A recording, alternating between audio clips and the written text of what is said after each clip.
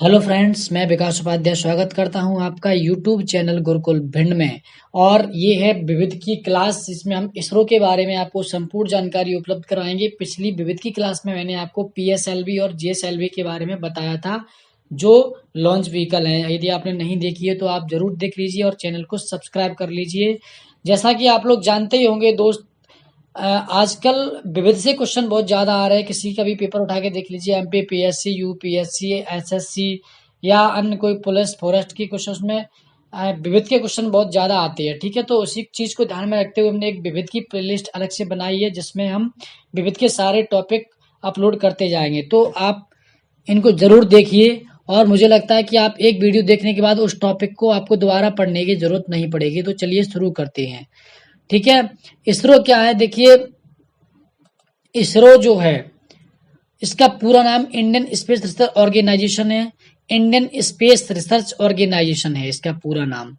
ठीक है, और ये किस चीज के लिए विकसित किया गया है? ये अंतरिक्ष में अंतरिक्ष अनुसंधान संस्थान है। ठीक है ना, उसके लिए इसको विकसित बनाया गया था। इसकी स्थापना हुई थी 15 अगस्त 1969 को।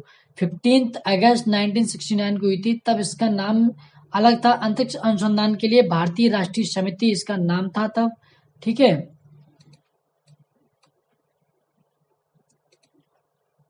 इसरो का मुख्यालय बेंगलोर में है। इसका जो हालांकि इसके केंद्र पूरे भारत में फैले हुए हैं, दिल्ली में है, उत्तर प्रदेश में है, मध्य प्रदेश में है, ठीक है ना, पंजाब में, पूरे पूरे भारत में फैले हुए हैं। लेकिन इसका जो मुख्यालय है, हेडक्वार्टर है, वो बेंगलोर में है। ठीक है, कर्नाटक की राजधानी बेंगलोर में इसका हेडक्वार्टर है। इस संस्थान का मुख्य कार्य भारत के लिए अंतरिक्ष संबंधी तकनीक उपलब्ध कराना। देखिए, इसका मेन फंक्शन क्या है? इसका मुख्य कार्य है भारत के लिए अंतरिक्ष संबंधी तकनीक उपलब्ध कराना, नई नई टेक्निक डेवलप करना। ठीक है ना, ये सारी चीजें, ये इसमें रिसर्च होती रहती है। ठीक है, रिसर्च करना इसका काम है। और इसका आदर्श वाक्य है, मानव जाति की सेवा में अंतरिक्ष प्रौद्योगिकी है। इसका आदर्श वाक्य जो है वो मानव जाति की सेवा में अंतरिक्ष प्रौद्योगिकी। ठीक है, अंतरिक्ष के द्वारा मानव जाति की सेवा की जाए। ये इसरो का लोगो है। ये भी कभी कभी आ जाता है, तो यानी लोगो भी आपको दिखाने की कोशिश कर रहा हूँ। ये इसका लोगो है। चलिए आगे देखते हैं क्या है। एंट्रिक्स इसरो का वाणिज्यिक स्कंद है। देखिए, ये जो एंट्रिक्स है, एंट्रिक्स नाम की एक संस्था है, ये वाणिज्यिक स्कंद है। यह विश्व भर में भारतीय अंतरिक्ष उत्पाद और सेवा क्षमताओं के विपणन हेतु एकल खिड़की एजेंसी है। ठीक है, ये इसका एक कॉमर्शियल संस्था है। इसरो राष्ट्र के लिए उपयोगी विशिष्ट उपग्रह उत्पाद एवं उपकरणों का विकास प्रदान करता है।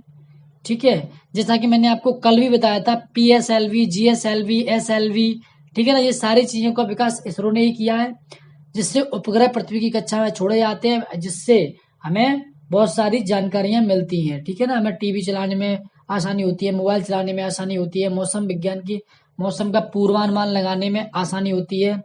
ठीक है, जिसमें से कुछ इस प्रकार है: प्रसारण, ठीक है ना, टीवी पर प्रसारण होता है, मौसम पूर्वानुमान होता है, संचार यानी कम्युनिकेशन होता है, आपदा प्रबंधन उपकरण, ठीक है ना, भूकंप आदि के बारे में पहले से ही पता चल जाता है, भौगोलिक सूचना प्रणाली, नौवहन यानी कि याचिंग वगैरह के बारे में हमें जानकारी मिलती है। ठीक है, मानचित्र कला यानी कि मैपिंग भी हम करते हैं। जब हमें उपग्रह छोड़ दिए जाते हैं तो वहां से उनको मैपिंग के द्वारा देख लिया जाता है। दूर चिकित्सा होती है, शिक्षा संबंधी उपग्रह आदि बहुत सारी चीजें ये होती हैं। तो इसके प्राथमिक अंतरिक्ष बंदरगाह है सतीश धवन अंतरिक्ष केंद्र, श्रीहरिकोटा, आंध्र प्रदेश में है। ठीक है ना, भारत का जो पहला उपग्रह आर्यभट्ट 19 अप्रैल 1975 को सोवियत संघ का नाम रूस हो गया है अभी। ठीक है ना, सोवियत संघ द्वारा अंतरिक्ष में छोड़ा गया था। इसने 5 दिन बाद काम करना बंद कर दिया था। देखिए, तब हमारे पास क्या था, इतनी टेक्निक विकसित नहीं थी जिससे कि हम अपना खुद से लॉन्च कर सकें। ठीक है, उपग्रह को तो सोवियत संघ द्वारा छोड़ा गया था, इसके लिए हमें कॉस्ट देनी पड़ती है। ठीक है, तो उस समय क्या था, रूस हमारी बहुत सहायता कर रहा था। ठोस ईंधन के बारे में वो ठोस ईंधन का उपयोग कर रहा था और ठोस ईंधन के बारे में हमें बताने वाला था। लेकिन अमेरिका ने धमकी दी थी कि दोनों की अंतरिक्ष एजेंसियों पर रोक लगा दी जाएगी, प्रतिबंध लगा दिया जाएगा, जिसके कारण उसने ठोस ईंधन तो हमें उपलब्ध करवा दिया, लेकिन उसके बनाने की तकनीकी हमें उपलब्ध नहीं करवाई। ठीक है ना, तो इसका परिणाम क्या हुआ, ध्यान से सुनिए। इसका परिणाम ये हुआ कि 2 साल बाद ही हमारे इसरो के वैज्ञानिकों ने उनसे भी अच्छी तकनीक को विकसित किया। ठीक है, तो 7 जून 1979 को भारत का दूसरा उपग्रह भास्कर जो 445 किलो का था पृथ्वी की कक्षा में स्थापित किया गया था। ठीक है ना। 1979 में ये उपग्रह जो भास्कर नाम का उपग्रह था, ये आप देखते होंगे पूछे जाते हैं भास्कर को कब लॉन्च किया गया था, आर्यभट्ट को कब लॉन्च किया गया था। आर्यभट्ट को तो ऐसे भी पूछा जाता है भारत का पहला उपग्रह, तो भारत का पहला उपग्रह तो आर्यभट्ट ही है ये। ठीक है, पहला उपग्रह आर्यभट्ट ही है। अब हम देखते हैं 1980 में रोहिणी उपग्रह पहला भारत निर्मित प्रक्षेपण यान PSLV-3 बन गया, जिसे कक्षा में स्थापित किया गया था। 1980 में जो रोहिणी उपग्रह सैटेलाइट भेजा गया था, ये PSLV-3 के द्वारा भेजा गया था। पोलर सैटेलाइट लॉन्च व्हीकल 3 जो बन गया था उसके द्वारा भेजा गया था। ठीक है,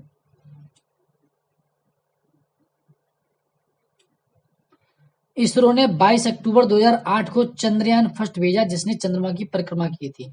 देखिए चंद्रयान फर्स्ट कब भेजा गया था, चंद्रयान फर्स्ट भेजा गया था 22 अक्टूबर 2008 को।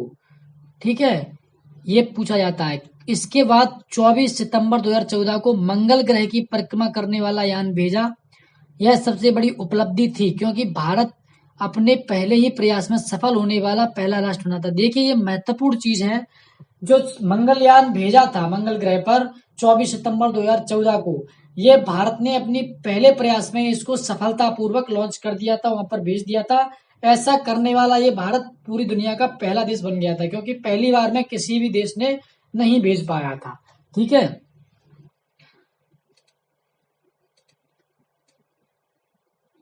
इसरो जो है, इसरो को शांति निरस्तीकरण और विकास के लिए साल 2014 के इंदिरा गांधी पुरस्कार से सम्मानित किया गया। देखिए शांति निरस्तीकरण के लिए इसरो को 2014 में इंदिरा गांधी पुरस्कार से सम्मानित किया गया था। इसके प्रक्षेपण यान है SLV यानी कि satellite launch vehicle, ASLC, PSLV, GSLV, GSLV Mark 3। ठीक है ना, ये PSLV नहीं है यहाँ पे। पोलर सैटेलाइट लॉन्च व्हीकल, जियो सिंक्रोनस सैटेलाइट लॉन्च व्हीकल। ये क्वेश्चन तो बहुत आता है, मैंने आपको इसकी अलग से क्लास बताई है, उसे आप देख लेना।